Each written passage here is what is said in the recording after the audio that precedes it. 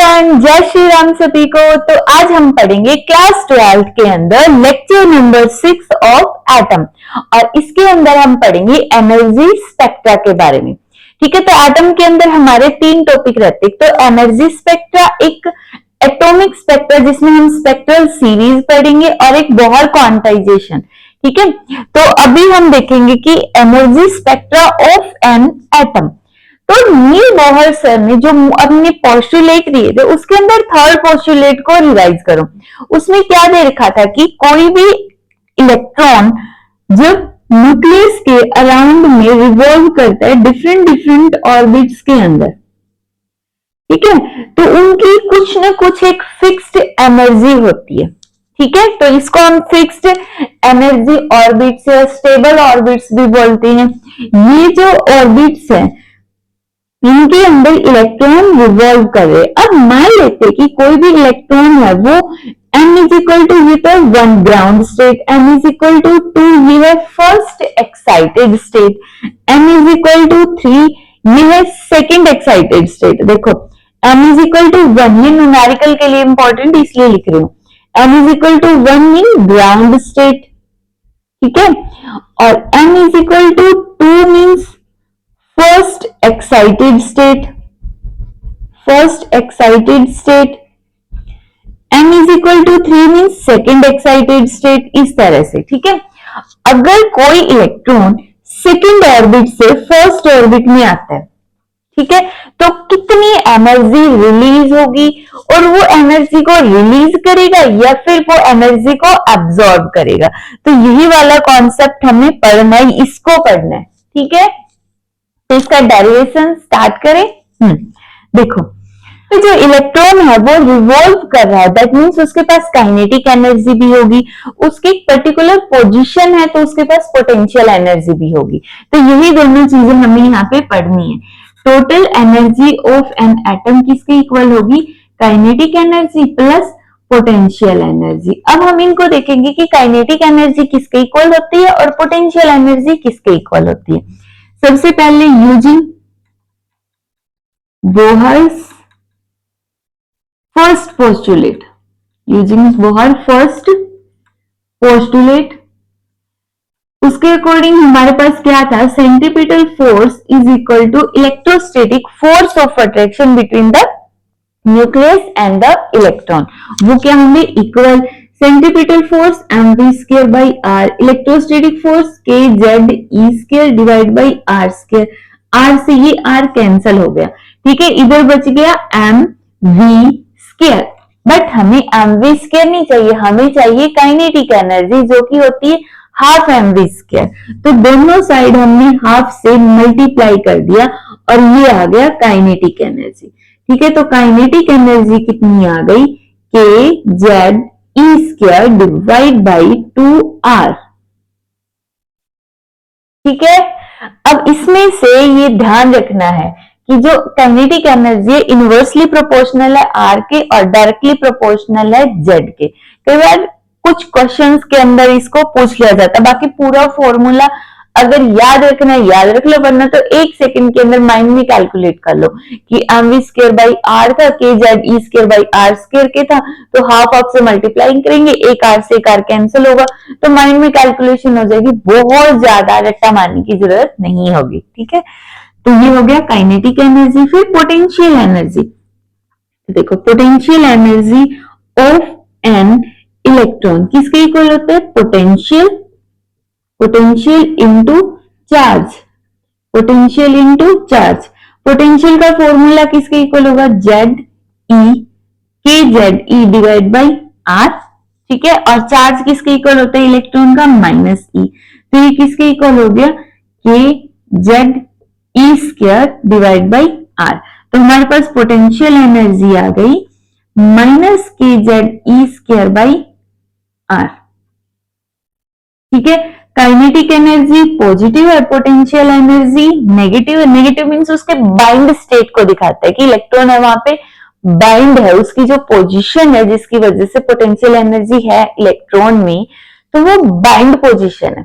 ठीक है, और अब हम देखते हैं टोटल एनर्जी इलेक्ट्रॉन की। इसको एक्सप्लेन मैं दोबारा करूंगी, जो डायग्राम बना हुआ था, टोटल एनर्जी किसके इक्वल होगी, kinetic energy plus potential energy.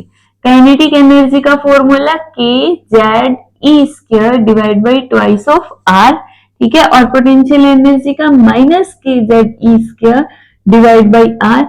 और जब हम इसको सॉल्व करेंगे एलसीएम लेके तो कितना आएगा, minus K Z E square divide by 2r, ठीक है। मीन्स ये वाली जो टर्म है इसको नेगेटिव कर दो, यही हमारी टोटल एनर्जी आ गई। अब देखो ये तीनों रिजल्ट्स को ध्यान से देखना, इसके ऊपर कम से कम 2-3 क्वेश्चन मिलते हैं, ठीक है, बट बहुत इजी क्वेश्चन होंगे अगर हमें ये रिजल्ट याद है।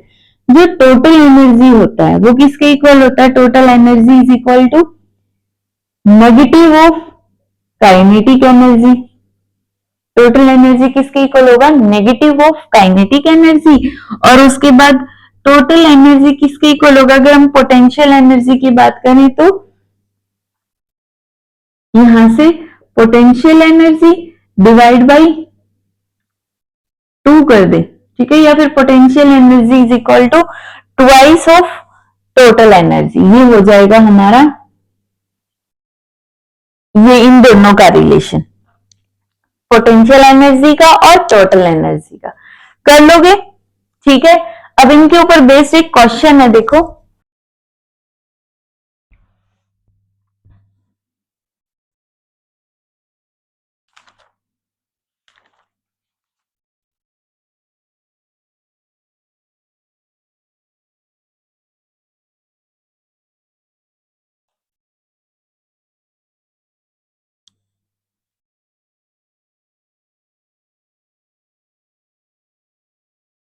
ठीक है, ये रिलेशन हो गया इनके बीच में।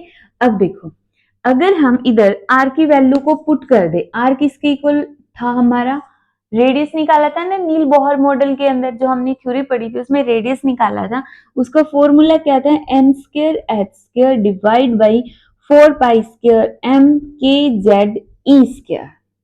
अगर तुम सोचो ये याद कैसे रह गया, तो बहुत इजी है, देखो N square H square, simply अगर माइंड में रिपीट करोगे ना N square H square N square H square तो हो जाएगा। फिर 4 पाई स्केयर एम और के जेड डी स्केयर, ये तो हर बार ही रिपीट हो रहा है, के जेड डी स्केयर के जेड डी स्केयर, तो के जेड डी स्केयर भी याद हो जाएगा और एन स्केयर एच की नॉर्मल सी टर्म देखते ही याद आ जाएगा, और divide by 4 pi square M, 2-3 बार पढ़ोगे याद रहेगा। आर की वैल्यू को जब हम यहाँ पे प्लेस करेंगे तो देखो टोटल एनर्जी का फॉर्मूला क्या बना, तो यहां से r की वैल्यू को पुट करो, K Z E square divide by twice of r N square H square और ऊपर गया 4 pi square M K Z E square, ठीक है।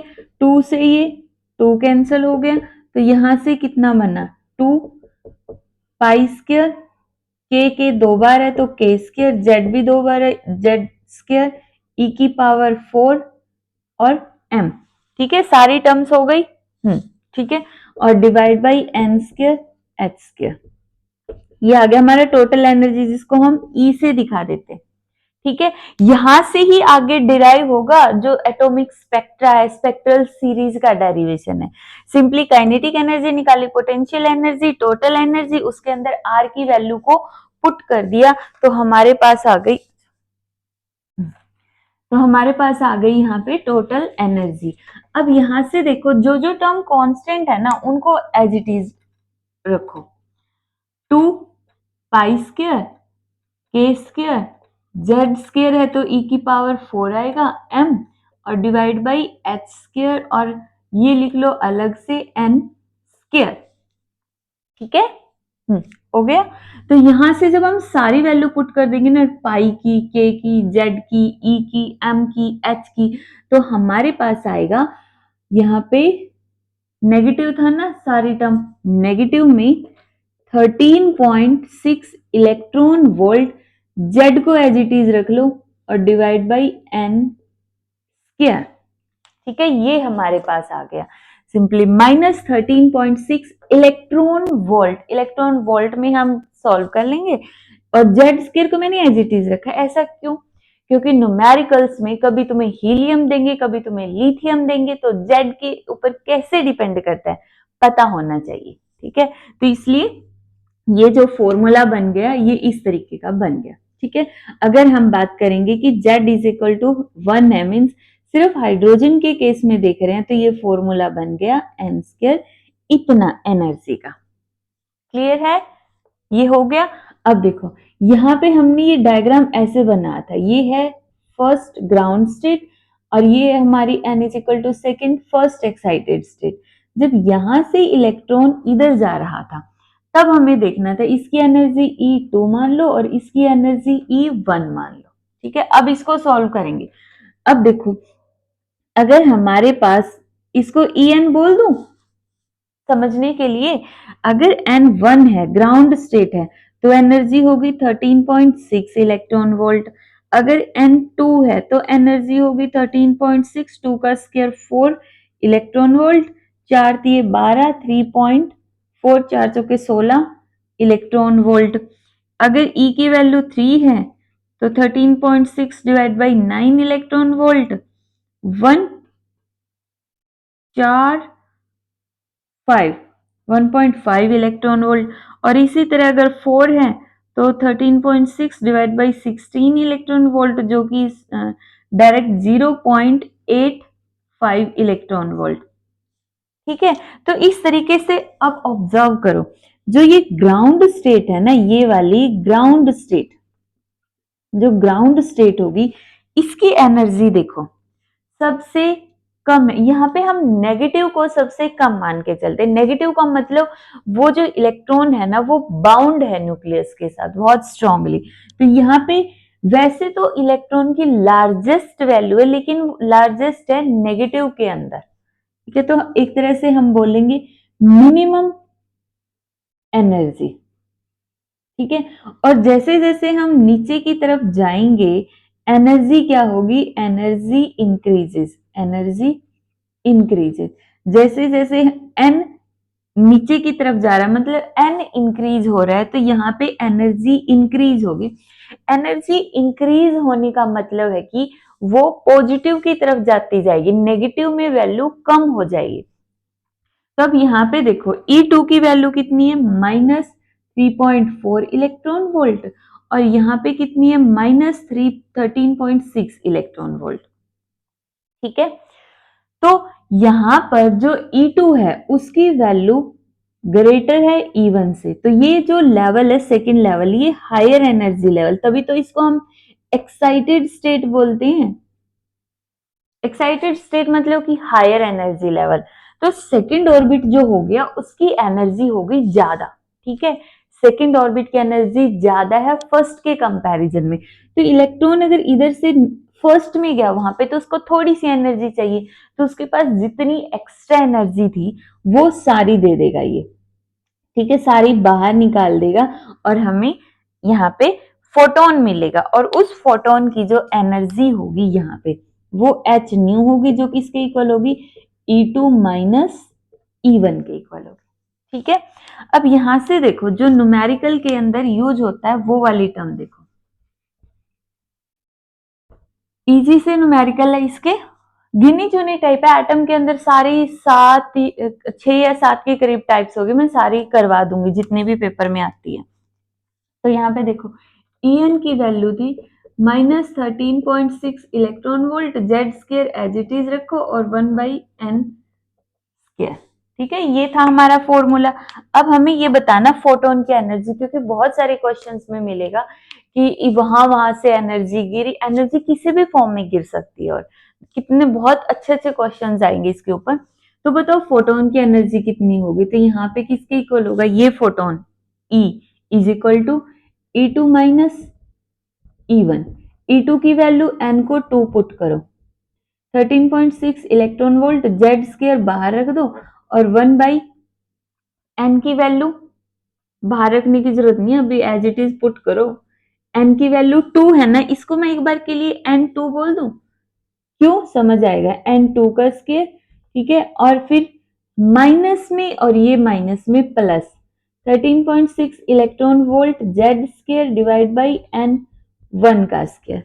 अब देखो -13.6 इलेक्ट्रॉन वोल्ट, जेड का स्क्वायर बाहर और अंदर कितना रह गया। अब नेगेटिव को खत्म कर दो बेशक से बाहर से, कितना बच गया, ये पॉजिटिव n1 का स्क्वायर, ये नेगेटिव n2 का स्क्वायर। ये हमने क्यों किया, मैं डायरेक्ट भी करवा सकती थी लेकिन इसमें नेगेटिव फिर थोड़ा सा कंफ्यूजन होता कि आया कैसे पॉजिटिव। ठीक है, इधर वाला नेगेटिव हम अंदर ले गए, सिंपल सी बात है बिल्कुल। ठीक है, ये हो गया, ये हमारा फॉर्मूला यूज होगा। अगर n की वैल्यू 2 है, n1 की वैल्यू 1 है तो पुट करो, सॉल्व करो, आंसर आ गया। यहां से दो तरह से क्वेश्चन पूछेगा, या तो तुमसे पूछ लेगा hc divide by lambda, wavelength बताओ।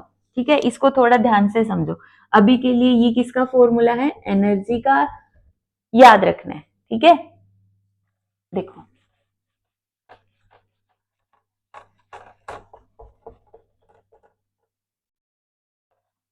अब अगर मैं इस एनर्जी की जगह H C by lambda put कर दूं और माइनस नहीं है ना, 13.6 इलेक्ट्रॉन वोल्ट, जेड की वैल्यू एज इट इज ही रखो, कंफ्यूजन होगी वरना तो 1/n1 का स्क्वायर माइनस 1/n2 का स्क्वायर। ठीक है, अगर मुझे 1/लैम्डा चाहिए तो 13.6 electron volt Z square divide by 1/n1 का स्क्वायर माइनस 1/n2 का स्क्वायर।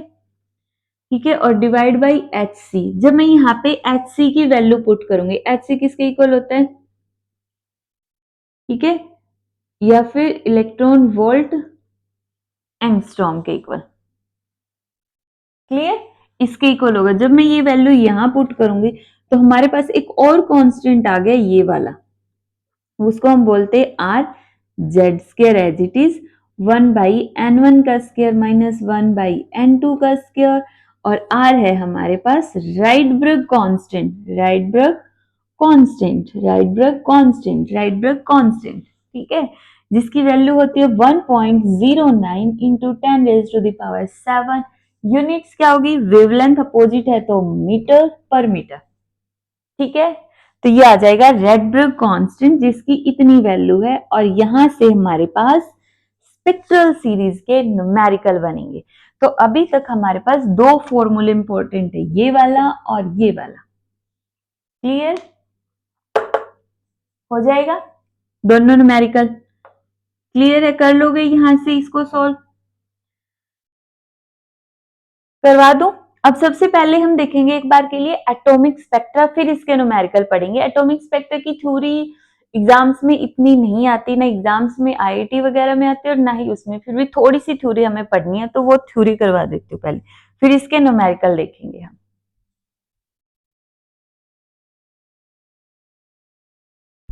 देखो, जो एटॉमिक स्पेक्ट्रा है, स्पेक्ट्रा मतलब कि एक तरह से जो हमें ब्राइटनेस मिलती है, ब्राइटनेस, कुछ में ब्राइटनेस मिलेगी, कुछ में कहीं पे डार्कनेस मिलेगी, तो वो पढ़ना है। देखो, जो एटॉमिक स्पेक्ट्रा होता है वो हमारा दो तरह का होगा, एक होगा लाइन एमिशन स्पेक्ट्रा और एक होगा लाइन एब्जॉर्प्शन स्पेक्ट्रा।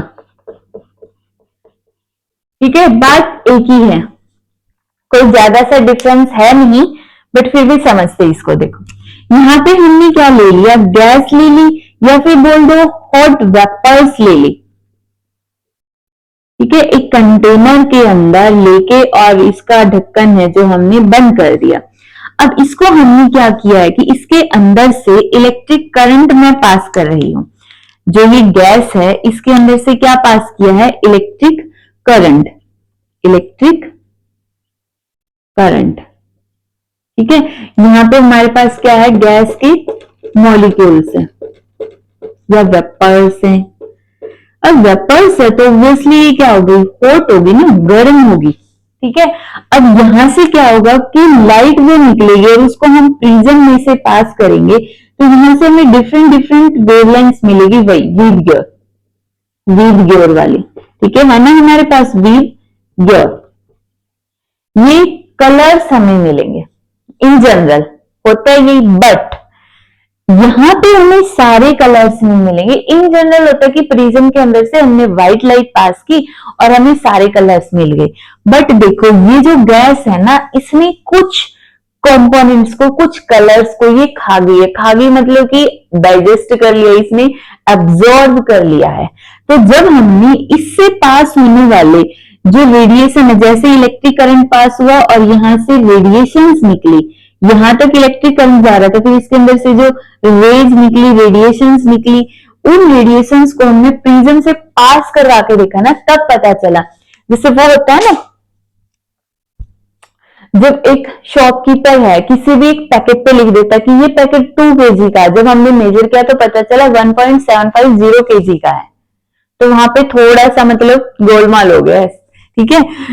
तो यहाँ पे भी हमें पता चला जब हमने प्रिज्म में से पास करवाया कि इस गैस ने तो कुछ रेडिएशंस को एब्जॉर्ब कर लिया है, ठीक है। और हमें यहाँ पे कुछ कलर्स दिखाई दिए, मैं भी कुछ कलर, ये मैं अपने पास से लिख रही हूँ, कोई जरूरी नहीं है। जैसे ये बाकी के जो कलर्स है ये एमिट हो गए, ठीक है। और जो यहाँ पे एमिट हुए ना, देखो जो एमिट हुए, जब हम इसके अंदर से साथ में देख लो लाइन एब्जॉर्प्शन स्पेक्ट्रा भी, इसके अंदर भी वही गैस है, लेकिन ये कोल्ड गैस है। कोल्ड गैस मतलब इसको हमने गर्म नहीं किया है और इसके अंदर से हमने करंट पास नहीं करा, क्योंकि करंट से गर्म हो जाएगी। तो यहां से हमने व्हाइट लाइट पास करवाई, सिंपल व्हाइट लाइट पास करवाई। जब ये गैस के मॉलिक्यूल्स में से लाइट निकली, जो भी लाइट निकली, जब हमने उसको प्रिज्म पे फोल्ड करवाया तो हमें यहाँ पे पता चला कि कुछ रेडिएशंस हैं जो वो एब्जॉर्ब हो गए, वो स्पेक्ट्रा हमें मिला। तो यहाँ पे जो एब्जॉर्ब हो गए थे ना, ये वाला स्पेक्ट्रा हमें मिला, जो यहाँ पे गायब था, ठीक है। और यहां से जो रेड वाली दिख रही है वो वाली वेवलेंथ, ये जो रेड वाली वेवलेंथ है ना, ये यहाँ पे क्या हो गई है, क्या हो गई है, इसने ये वाली एब्जॉर्ब कर ली है। और लाइन एब्जॉर्प्शन स्पेक्ट्रा, तो हमने देखा था कि ये वाली इसने एब्जॉर्ब कर ली है, ये वाला एब्जॉर्प्शन स्पेक्ट्रा है, ठीक है। तो हमें ये जो एब्जॉर्ब हो चुकी रेडिएशंस हमें मिली, और इसके अंदर हमें कौन सी लाइंस मिली, जो एमिट हुई थी। तो लाइन एमिशन स्पेक्ट्रा ये इसने एब्जॉर्ब कर ली थी। तो ये होता है डिफरेंस एमिशन स्पेक्ट्रा और एब्जॉर्प्शन स्पेक्ट्रा में, ठीक है। इसमें गैस गर्म होती है, इसमें ठंडी होती है। इसमें जो लाइट्स हमें दिखती है वही लाइट्स इसमें इन्होंने एब्जॉर्ब कर ली है। तो कर लोगे, ये फॉर्मूला अभी हमें पता है, तो अब हम इसकी न्यूमेरिकल देखेंगे, बट उससे पहले एक चीज और देख लो। यहाँ पे जो हमने ये फॉर्मूला स्टडी किया था 1 बाई वेवलेंथ का, जो कि आर यहाँ पे था 1 बाई n1 का स्क्वायर माइनस 1 बाई n2 का स्क्वायर, ठीक है। बोर्ड्स के अंदर ये न्यूमेरिकल आते हैं ना, उसके लिए ये इंपॉर्टेंट सबसे ज्यादा। तो नीट वगैरह आईटी में भी क्वेश्चन आते हैं, बट बोर्ड्स में तो आएगा ही इसी के ऊपर, ठीक है। तो इसमें देखो, एक होती है हमारे पास लॉन्गेस्ट वेवलेंथ,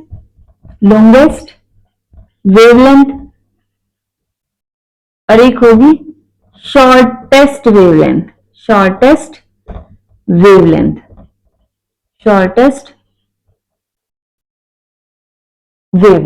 ठीक है। लॉन्गेस्ट वेवलेंथ के लिए तो जो n2 होगा उसकी वैल्यू होगी n1 प्लस 1, और शॉर्टेस्ट वेवलेंथ के अंदर n2 की वैल्यू को हम रखेंगे इंफिनिटी, ठीक है। और n1 की वैल्यू कितनी होगी वो हमें अभी स्टडी करनी। इतना समझ आ गया, ठीक है। इसको रब कर दो। देखो, जो हमारे पास स्पेक्ट्रा बना उसके अंदर सीरीज हमें मिली कुछ। ये स्पेक्ट्रा बनता कैसे है, ये हो गया जैसे हमारे पास न्यूक्लियस, ये first orbit, second orbit, third orbit, fourth orbit, fifth orbit, ठीक है। Fifth, fourth, third, second, first. जब सेकंड से फर्स्ट में आया, थर्ड से फर्स्ट में आया, यहां से फर्स्ट में आया, यहां से फर्स्ट में आया, जब सारे के सारे इलेक्ट्रॉन्स फर्स्ट ऑर्बिट में जा रहे हैं, ठीक है, तो वहां पे हमें मिलती है लाइमैन सीरीज, लाइमैन सीरीज, ठीक है, मतलब सीरीज का मतलब वहां पे डिफरेंट डिफरेंट वेवलेंथ्स होंगे। ठीक है, लाइमन सीरीज जो कि 1906 में दी गई थी, 1906 के अंदर दी गई थी। ठीक है, लाइमन सीरीज। तो लाइमन सीरीज के अंदर N1 की वैल्यू होगी 1। एक तरह से हमारे पास सीरीज है लाइमन, बाल्मर,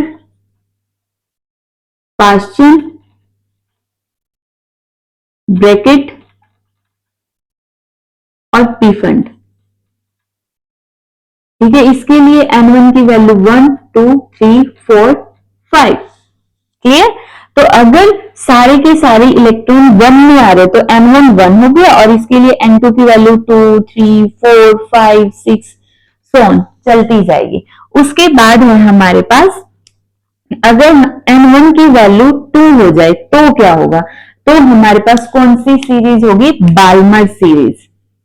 बाल्मर सीरीज जो कि 1885 के अंदर दी थी, मतलब ये पहले आई थी। बाल्मर सीरीज हमें पहले मिली थी, फिर इसको हम सेकंड नंबर पे क्यों रखते हैं?